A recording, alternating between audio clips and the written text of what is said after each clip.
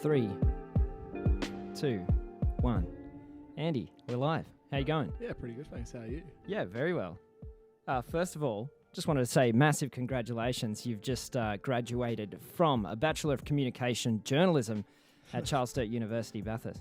Thank you. How's it feel to be graduated? I'm feeling pretty old now.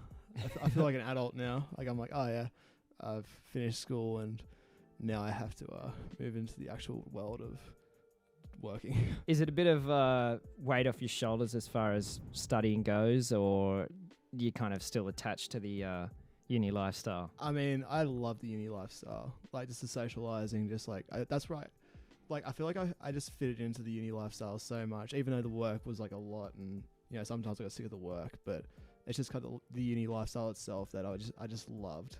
Yeah, but, it is pretty unreal. Oh yeah, It's definitely something different to the workforce, that's for sure. oh, exactly. It's so different. So we should introduce you, Andy from Andy Critiques, one of my absolute favourite movie, TV show, entertainment reviewers. You can check him out on all platforms at Andy Critiques. Andy, you're a very talented writer when it comes to movies and entertainment. Oh, thank you. Where did your journey start? So it was in my first year of university in 2017, and I was hungover in a class called professional writing, and one of my mates, Bill Ormond, he was messing around with like a website that he currently had, and I was like looking at it, and I was like, oh, how'd you start that blog? And he was like, oh, I just went on this thing and just like kind of got a domain, and that's where I was like, oh, I could like get one of them and just start like just having fun with it, just talking about movies and stuff like that. And so I just created the name Andy Critiques, and then did my first review of this whack horror movie called The Void, and then got a couple of followers, and then just took off from there. And yeah, it's gotten a lot better in the past couple of years. And Yeah, so have you noticed the development in your own writing? Like, yeah, it's became something like much more advanced than when I first started. Like my first like couple of reviews were only like 300, 400 words, and they were just like really straightforward. And now I'm basically writing these like essays on movies and like aspects that like that don't really get explored much in other reviews, and it allows like my audience to like see a different understanding of like how like why I like might love a film or hate a film so much, and it allows just another aspect on the film. I think something that you have that a lot of critical writers don't have is that you can make something that's informative but also understandable for people. The thing is, you can become a real intellectual and write about film, and then your average movie watcher is going to have no idea what the article says. And you make it really forward and understanding and easy flowing. It's just, am I going to like this movie? What was good about it? And why you personally enjoyed it. It doesn't always have to be a robotic answer for everyone else. Exactly. You're not afraid to put your opinion out there and say something that maybe goes against the majority. I mean, that's already happened with like one review that I did around this time last year, which was Bohemian Rhapsody. In my review, I kind of stated reasons I like didn't like it, and like just was I was like, I mean, I can see why audience is loving it. Like I remember saying that this is a movie that I can see a lot of people loving, and I respect the movie for like allowing people to enjoy Queen in another style. But for me, it was just not good. And some people were like, oh, why don't you? And they keep saying to me, why don't you like Bohemian Rhapsody, and why do you like movies like Rocket Man and stuff like that? But I'm like, there's like my personal reasons. But like I said to him, like you can have your reasons to like it, but just understand mine, please. And And context is a big thing for Andy Critiques, isn't it? I think that was one of the major things that you thought was missing from Bohemian Rhapsody was some of the badder stuff that maybe was going on in Freddie's personal life, and it kind of glazed over that a little bit. That was something that I really didn't appreciate it, and also about the fact that like two of the Queen members, including Brian May, were heavily involved in it, and they just didn't want to show a side of Queen that they knew would kind of like damage their reputation and stuff like that. They wanted to make it more family friendly and been like, this is what their best mates kind of thing. Like you don't want to throw some shade on your exactly on your friend in a movie that people. There are people growing up that have grown up without Queen, obviously. Oh, yeah. And I guess from their perspective, it could be that they want him to be remembered by a new generation, or them to be remembered by a new generation in a good light. But yeah, it's definitely not a documentary. Oh, no. But like I said before, like I may not be the biggest fan of the movie. Like I think in my original review, I gave like maybe a 3.5 out of 5. So it was like really, like it was good. It's a good rating, but now I'd probably drown it down to about a 2, maybe. If I could like redo it, because like what is this after watching Rocket Man and just like other like biopics again. Like I remember I watched like I Walked the Line, the Johnny Cash biopic with Joaquin Phoenix, who played Joker this year. And I was like, oh my God, this biopic's just like so much darker and so much more realistic compared to Bohemian Rhapsody. Yeah. And that's like, I started watching more biopics and I was like, I can see why people would like it. But yeah, personally, I don't. And it's not that you just live for the dark ones. No. You want a true story. And also just something a little different as well. Like a lot of them just play it safe and go by the books. And that's why I like something like Rocket Man, which was like a fantasy musical like esque thing that was just so crazy and bizarre compared to any other biopic, and that's why I was like, this is something different, and that's why I love it. And there's something so exciting about real life stories. Oh, yeah. And often things that don't glaze over the facts that sometimes real life is the best theater, is what I'm trying to say. When people explore stories of crazy successful people like Elton John and stuff, it's not been boring. There's no reason to try and make it more entertaining. No, exactly. Crazy stuff happened, and that's why their story's so. I mean, so beautiful. even look at The Wolf of Wall Street. That's like a 3-hour movie, just bonkers, and like the majority of it actually happened, and the whole time you're like, oh my God, this is just crazy, but it's so enjoyable to watch. It is a very fast-paced, entertaining movie, and yet it keeps you thrilled for hours, and it's even transitioned to memes and all sorts of stuff. And I think that's how you know a movie's really made an impact these days, unless it's on the wrong end of memes, like the first Sonic announcement. Oh, I remember that. Yeah. But things like the Joker staircase, and there are definitely memes can show either side of film, and you definitely want to be on that. Oh, exactly. I mean, not that there's any bad publicity, but no, you definitely, as a director, I'm sure those types of things mean a lot on the internet. Yeah. Not that you should go around reading internet comments. It's a load of shit, Oh, mostly. it's enjoyable at some stages. Sometimes. But like, there was like a couple of comments I even read today, and I was like, half my brain just died. Yeah. Just reading that. You can lose brain cells doing that stuff. Oh yeah. I think Facebook is the most toxic. I'd say Twitter personally. Twitter, yeah. I mean, there's like, but the thing about Twitter is that you've got the character limit. So yeah, which is true. Some of the stuff on Facebook, man, is just off the rails. It's not, yeah. Like, it used to be YouTube comments, but I think that YouTube comments are quite progressive these days compared to some of the stuff I read on Facebook. Yeah, no, YouTube, they're like got like more of like an argument for sake of like why they don't like why they do like it. Facebook's just straight up. I mean, wherever you go, there are people cutting people down online for absolutely no reason, instead of just shutting the hell up if it's not something that you're into. Yeah. Yeah. Anyway, we're very on a tangent. Right now, yep. So, it's been a big year in film and entertainment. Yeah, it has been actually. Yeah. Give us some of your highlights. Okay. Well, I mean, we were just talking about it briefly before, but of course, there's Joker, which is probably the most like talked about movie of the year outside of like Avengers Endgame, like for unexpected reasons as well. It's a movie that I was anticipating slightly. Like, I had like an honorable mention in my top 10 most anticipated, and I was like, it could go either one of two ways, and if it goes the way I want it to go, then it will be really good. But then it somehow still blew my expectations away and ended up becoming one of my favorite movies of the year. And like, I think I gave it a perfect like 5 out of 5, and I was just like, oh my God, this movie is amazing. Yeah, I think Joker was a 5 out of 5 for me. I hate to go with just the consensus, but that movie was... I went and saw it with one of my best mates, and honestly, I walked out of there so refreshed with the film industry. I was so into it, and oh my God, some of the scenes were just so satisfying and exciting, and it really just got you on board.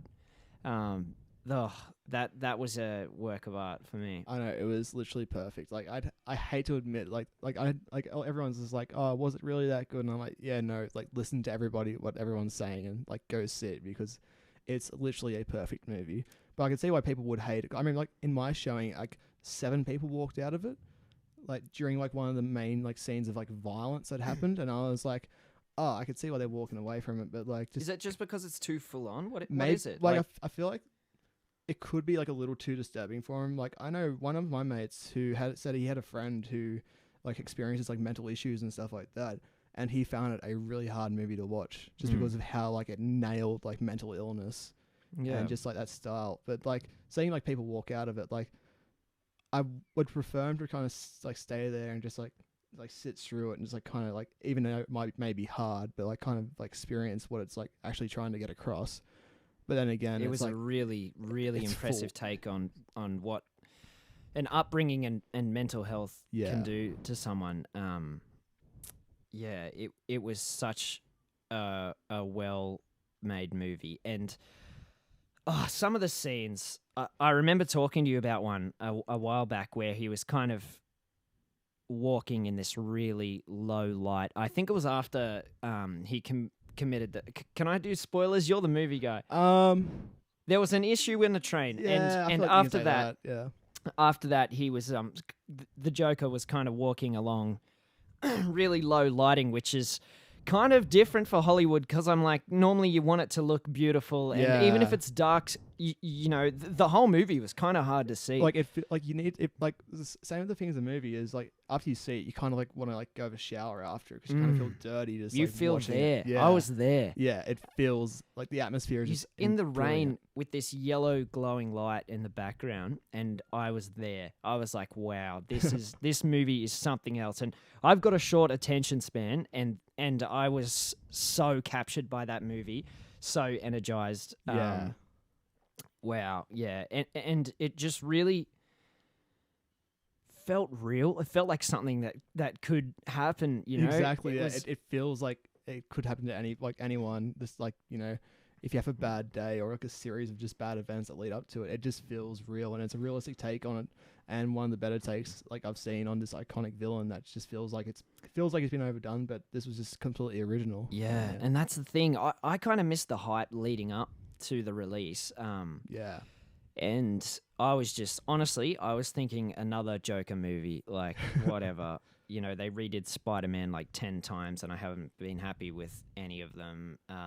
They redid this and that, and I went in and I was like, wow, this isn't a superhero movie. What also surprised me, because it's like from Todd Phillips, who made the Hangover trilogy. Yeah. And it's just completely different. You just can't read a book by its cover. It's like, because everyone was like, oh, it's Todd Phillips, it's going to be like pretty average or like to terrible. But I mean, no. I like the first Hangover movie. I enjoy the first Hangover movie a lot. Just the other two, I'm like, the third one was fairly average. The second one was entertaining. The first one was good. The first one was good. Yeah. But yeah, Joker was. It was just a formula, and then they just stuck to that, and it, you know, probably made them money. Yeah. I'm pretty sure it did anyway. But yeah, and also like Joker has like a special place in my heart now, because like my review for it, like it's my most like read piece on my website, actually, and like most like you know, seen like other countries. I think it's like 25 different countries around. 25 other countries. Yeah, because like people just like read it and like they share it, and then it just took off on like WordPress and like social media and Twitter and stuff. And like I even got like messages from people like saying like, oh, I read your review and like I was amazed by it. So like I was like, oh my god, thank you. Like it was something that I've never really like had before. Yeah, and it's amazing when people reach out and comment on something that you, not to say that it's in the background, but you've got to go to uni and you've got to get a job, and this is kind of part of, you know, this is a big passion of yours, and so you're there doing it, you're grinding away. You know, it's sometimes it can be a long time before people see what you're up to. And it is really nice when people reach out. If you're listening now, please do jump in the chat if you have any questions for Andy. Yeah, please do. I'm ready for any questions, basically. Yeah, on that topic, it's so touching. And when you're starting out, when you're smaller, it is so good to hear from people. on something that you've written or created. It's like you're a child, and when someone enjoys your review over someone else's that's a really well established that they could have already subscribed to, that means something. It's a new pleasure that like I've this like experience, and I was like, oh, this is something I've never really experienced before. And every time I get like a compliment or something, I always like take it to heart, and I'm like, oh, thank you like so much. Like it really means a lot. Like just for you to enjoy like this thing that I've spent time on, basically. So I've got a chat from Glenn. Was I the only one that laughed when the little person couldn't reach the lock on the door? No, you definitely weren't the only person who laughed. I let out a good little couple of giggles. That was an interesting scene. It was intense. I was like, oh, what's going to happen? But also, I think was laughing. For me, that was the part that made me realize that he's not actually a malicious murderer. Yeah. He had absolutely zero intention of hurting anyone that wasn't, in his eyes, corrupting Exactly, society or had causing people unjust damage. It hadn't even clicked in his head that he might have been scared.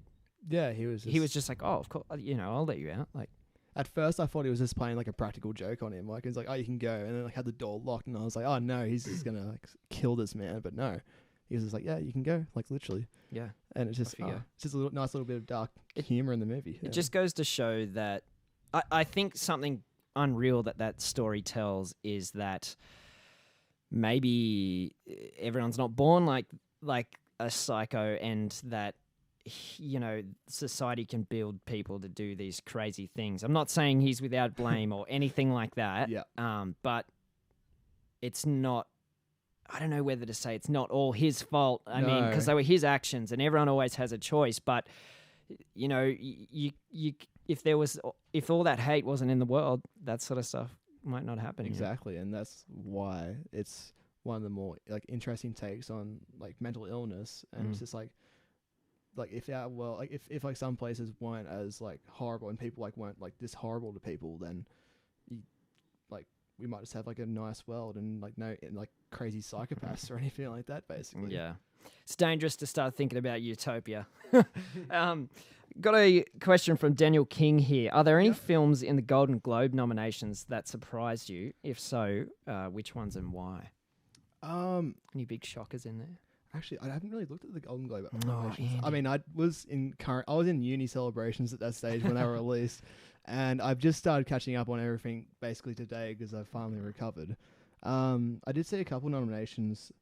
Robert De Niro didn't get nominated for Best Actor in, I believe, a drama, which for The Irishman. And that was one that like everyone was thinking, oh yeah, Robert De Niro is going to get nominated because this is like easily one of his best performances of all time. Easily like his best in the last like 20 years, I'd say at least. Yeah, you're a big fan of The Irishman, right? I'm a huge... I haven't seen it yet, but I've heard you talk about it to at least 10 different people. It was easily one of my most anticipated movies of like the last few years. As soon as I heard like Martin Scorsese was making this passion project that he's been waiting so long to make, and he was bringing like Joe Pesci like came out of retirement for it, and I was like, this could be like one of my favorite movies of all time. And just having like Al Pacino, Robert De Niro, Joe Pesci on screen together working for the cinema great. Just all these legends coming together. And it was like one of the best 3.5 hour movies I've ever seen. That is a long time. It's a long time, but it felt like a 2.5 hour movie, to be honest. Yeah. And it's like one of the and like the final act, like the final like hour is one of the most like beautiful pieces of cinema I've ever seen. What are your take on the Golden Globes? They're kind of like this weird cousin of the Oscars, aren't they? They're like the uncle that gets drunk at Christmas or something. It basically is does too many tequila shots. Yeah, the drunk uncle. It's like you got the Oscars, which is the more serious, and like same as the BAFTAs and just like all these other awards. Then there's the Golden Globes, which seems more relaxed, and also they don't know how to nominate some movies sometimes. Like they classified. There was like a horror movie that came out last year, and they classified it as a comedy, like a musical, and people were like it could have been more of a drama. I forget what it was now, but like everyone on Twitter was like, "Why is this nominated under a comedy like section? This should be a drama." And the Golden Globes is like, "Oh well." They're just like, is Ricky Gervais hosting again? I think he is. He's incredible. I've seen all the bits from He doesn't hold back, but man, it is worth it. He That's is why, yeah. hilarious. He And makes the Golden Globes so enjoyable every time he hosts it, and I feel like any time he isn't the host, it's just not as enjoyable to watch. honestly, I think some of his best work as a comedian is on the Golden Globes. He just doesn't hold back.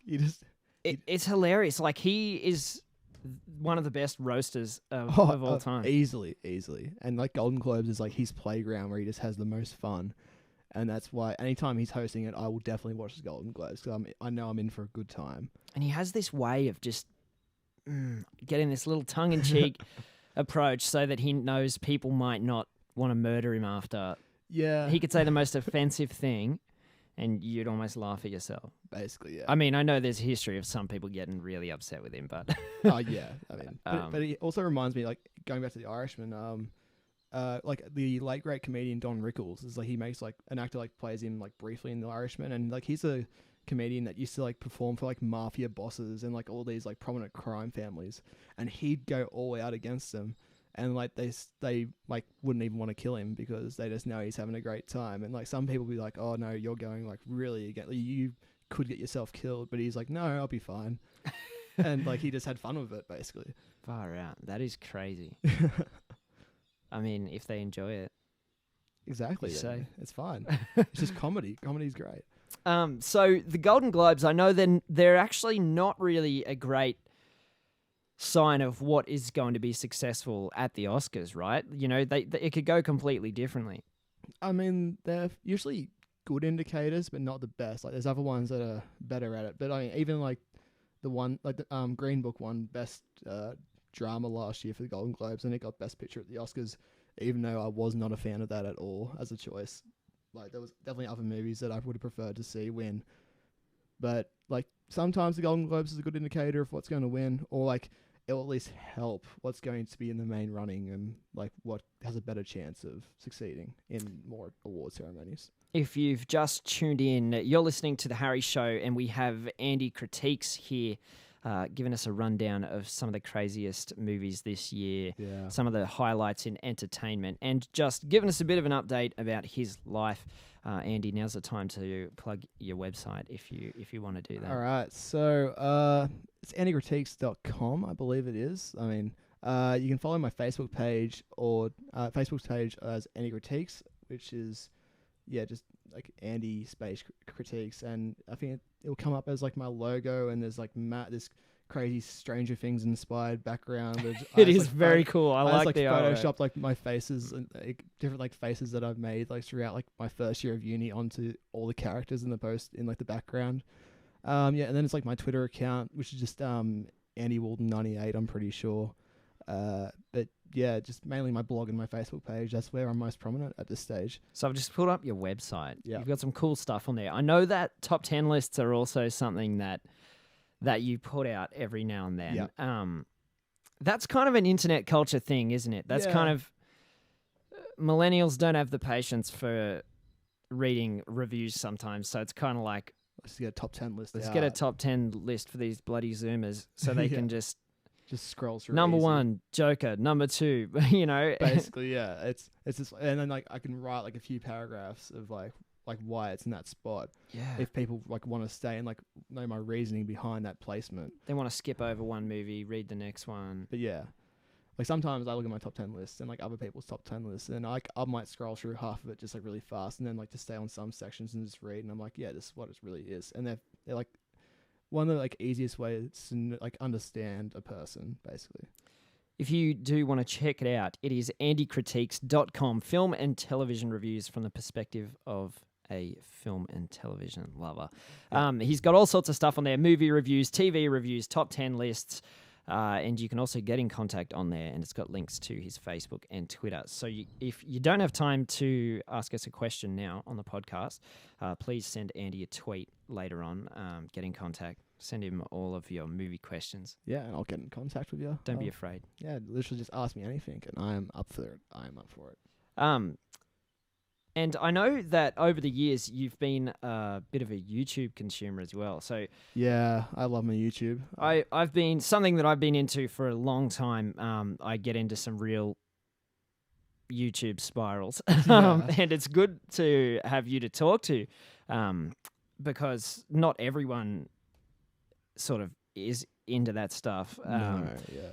What do you think about YouTube in recent years? It's taken a different turn. I mean, Yeah. here we are streaming on YouTube. I don't want to say anything bad, Susan. But, I mean, it has it has definitely gotten a lot more serious in nature. Like YouTube was definitely a lot more fun back in the day. Like it used to have this wide, like the widest variety. It still does have like the widest variety of content out there, basically. can you just flick on that light while you're at it? Sure can. That There was we some go. better lighting there. Yeah, but like I know in recent years, like the more like ad revenue that's came up, and like you watch a video and there could be about 7, 8 different ads in it. I mean that's like perfect. I've gotten used to it though. But then like also like there's like other creators who've had their like fair share of problems that I've like followed for years. Like I know some of them have like their YouTube funding's just been cut, so they have to rely on like outside sources to actually make like video, like just continue doing what they like love to do. Like certain like movie reviewers, like they've like released like 20-minute videos just like saying the trouble they've gotten into just for including like 2 seconds of like a movie Audio from and something, just like yeah. audio and stuff. And like even on Twitter, like they just like say, oh well, got another infringement notice for no reason, so time to spend another 20 hours like editing this video. It is wild. Yeah. The thing is, the content on YouTube these days is angled to be friendly for advertisers, and you don't have to make content like that, No, but you're not going to make any money from it. exactly. You have to rely on like other. In the days of sources. Filthy Frank, those were the golden days of YouTube for Oh, me. Definitely golden days. But they could kind of get away with anything and make money from it, Yeah. which allowed for the best comedy on YouTube's history to get through. Nowadays, like just literally 2 days ago, YouTube updated its harassment policy. It's been a big overhaul, and they've deleted some of the most popular videos on YouTube. iDubbbz content cut with Leafy got removed, Oh really? which is a big hit. Yeah.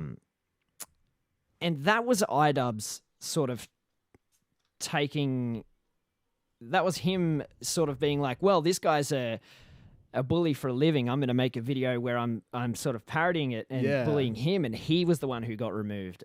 Which is really messed up when you think about it. Yeah, it's just this whole system. I mean, I understand that there's actually not that many people running YouTube.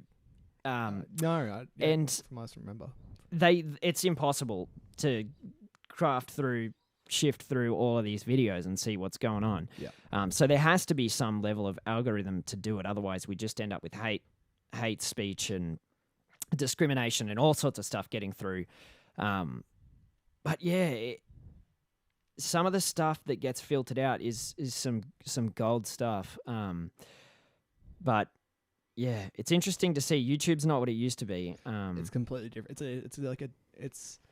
It's matured. It's like no longer the fun like kind of teen that it used to be. Now it's like an adult that's like I have to be serious now. I'm a big boy. Yes, I'm a big boy. I've just graduated. I can't do any fun stuff anymore. I have to be responsible. And yeah, it is still for me, the content you can get on YouTube is just like, why? I don't think I'd bother getting an aerial in my house if it wasn't for. I got friends who race. You know what? I could watch that on YouTube as well. It's just the hours and hours of content I watch on YouTube. I've never, unless it's like a family thing, I would never watch something on free TV because I can watch what I want when I want on YouTube.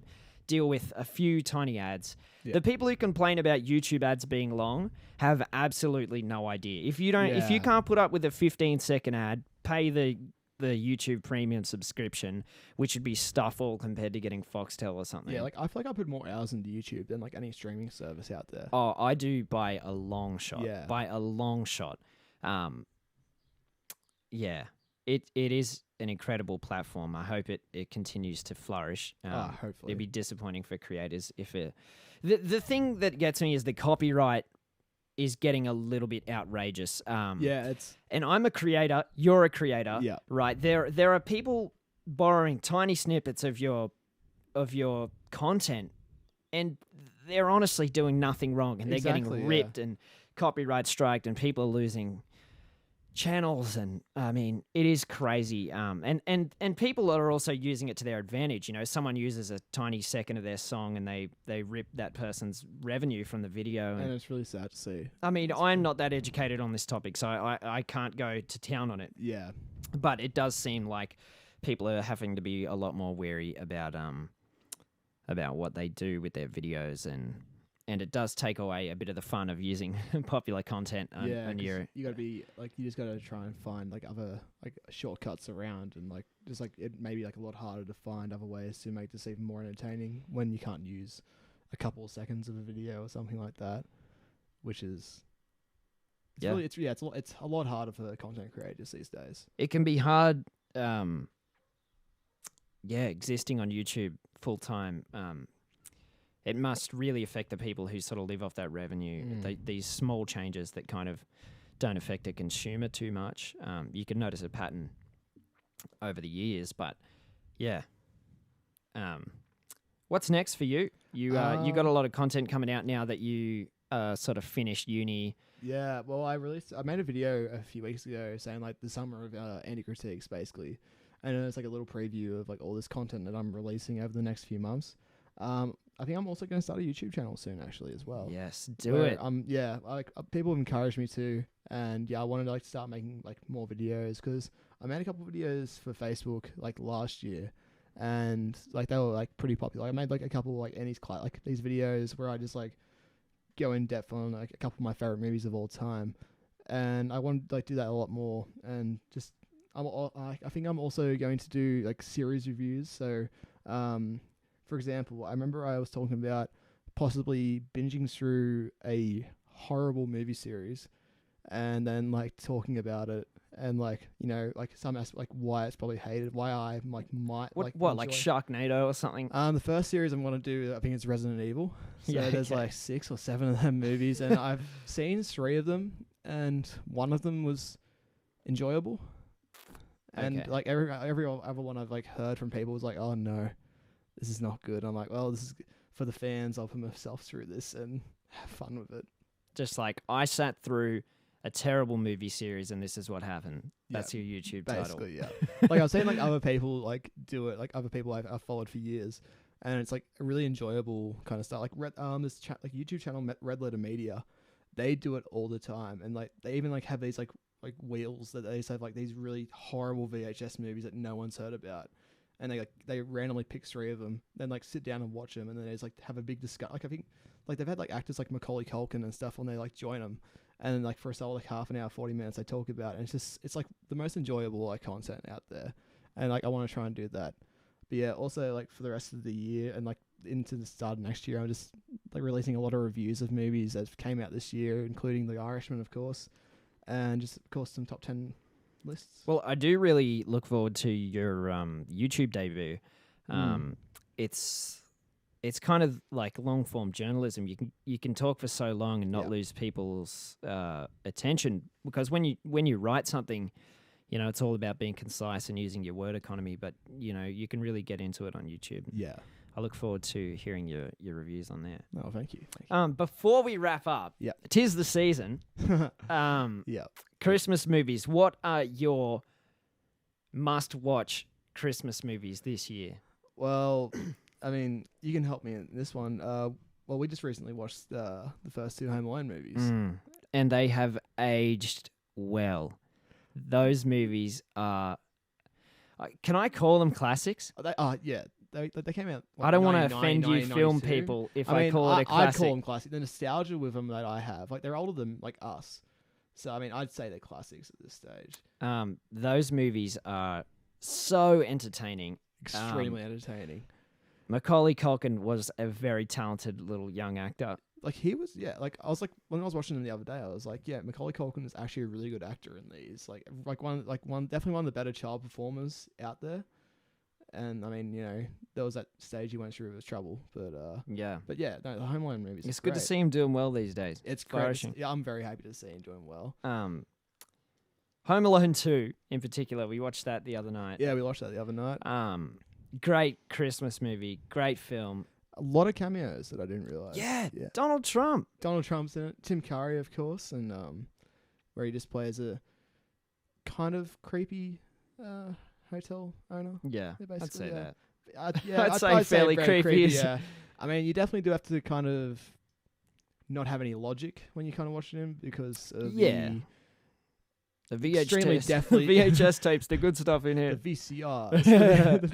But like even just the traps and the like, oh yeah, no, they'd definitely be dead or at least a little injured, and how they Oh, still yeah. keep on going. 7 after, bricks to the head. Yeah, and then this is like being like blowtorch. Look, they're fun. But yeah, they're really fun movies. But yeah, I mean, of course, there's Die Hard, which is Yeah, sorry, Glenn has just said in the chat, Die Hard, must do Christmas movie. I mean, it's my favorite Christmas. I movie of all completely time. agree. It's been a Christmas Eve staple for me for many years now. Yeah, I've been watching it every Christmas Eve since year 7, 2011. Yeah, I think it after the credits start rolling and Let It Snow comes on, and I'm like, Yeah. all right, it's Christmas time. It's Christmas. Let's go. Just it's like a lot of people like wouldn't classify it as a Christmas movie, but it takes place on Christmas Eve. It's full of Christmas music. It's Christmas Eve And in it's- Los it's Angeles. We literally- can't cut the lights.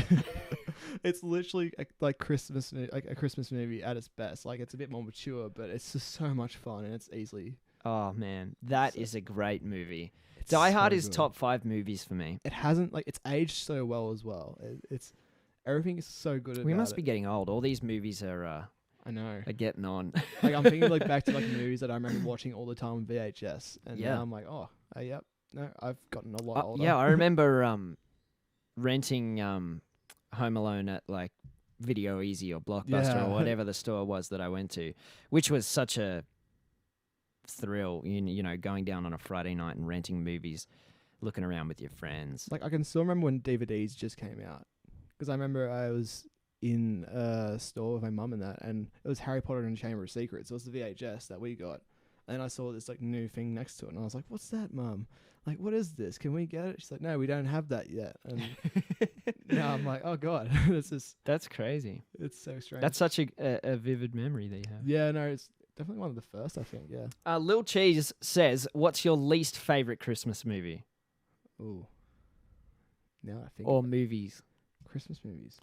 What are some that you think are? I mean, these recent Netflix ones Yeah. have not been. not The great. Christmas Prince, was that one? I haven't watched that yet. I've heard Oh, about it. I but haven't watched yeah. it, but I watched the trailer and I was like, "There's no way I'm watching this." There's also a lot of those movies that come on Channel 7 and during midday Yeah. that are basically the exact same premise, like all like Yeah. 30 of them. It's a Christmas romance Where it's type like, deal. You know, a rich girl, this poor boy, vice versa. Uptown Girl Christmas edition. Basically, yeah. Yeah, that is an interesting I know take. there's this one Christmas movie that I always see every year when it's on TV because I'm at home and like my nan would put it on, and it's like this kidnapping movie that like these high school students kidnap this mum in like the middle of like winter, and it's like it's the strangest thing I've ever seen, but like I always manage to like watch it every year even though I hate it, and I'm like, why do I do this to myself? Yeah, But no, I feel like I've seen a lot more good better Christmas movies than like any other one. I think there's this one that's called like Satan's Little Helper that I watched as a kid, whereas like this like serial killer dresses up as Satan, and then like this kid like thinks he's like a good friend, and is he's this like a kids movie, Andy? no, Why are it's you not- watching it's this? definitely I don't know. My brother had it, and then he was watching it, and I was like, "What is this?" And it's like, you know, like, and the kid like thinks he's like just like joking around like this person. And he's like to his like dad, he's like, "Oh yeah, you know, cut him open, pull his intestines," and then it God. happens, and then it's like, "Oh my God!" And it's like, "What is this movie?" Bradley Rayner, thanks for stopping by. He says, "The Grinch is the greatest Christmas movie. Changed my mind." I mean, The Grinch is a class. It's a great It Christmas is a movie. fantastic Christmas movie. I haven't watched it in the last 3 years. I reckon I need to watch it again I because think I used to watch it like all the time on VHS. I think I wore the VHS out of it. Like, I watched it. It was either last year or the year before, and Mm. it is. The thing is, when you're a kid, you're like, the Grinch, he's evil, I hate him. And then you Yeah. get older and you're like, oh man, I'm on side with the Grinch now. Get out of my face. Literally, I literally am the Grinch. And also, Oh, just Jim Carrey's just great. lives with as his the dog, Grinch. no people around. It's like Just this is more relatable than ever. This is more- oh, far out. That movie is hilarious. yeah. I'm still going to stick with Die Hard as my favorite, Bradley. But yeah, The Yeah, Grinch is no, fantastic. Die Hard's still my favorite like Christmas movie of all time. It is. Bruce Willis is in 2 of my top 5s. A lot of people don't regard him as a classic Yeah. actor, but But Pulp Fiction and Die Hard are two films that are in my top 5 of all time. I mean, he does have a very interesting part of Pulp Fiction. Yeah. Probably the most disturbing aspect of that Yeah. film. But yeah, no, yeah. I mean, he's in. And yeah, he kind one of of gets mine. the ending of the movie. Yeah. Oh well, yeah. Technically, he does. Yeah. But yeah, I mean, that movie's fairly non-linear. yeah. And But- chronologically, yeah, he does get the ending of that movie. Yeah. That like motorcycle ride into the sunset. Yeah. But Bit of a classic ending to a film, that's for sure. yeah. Yeah.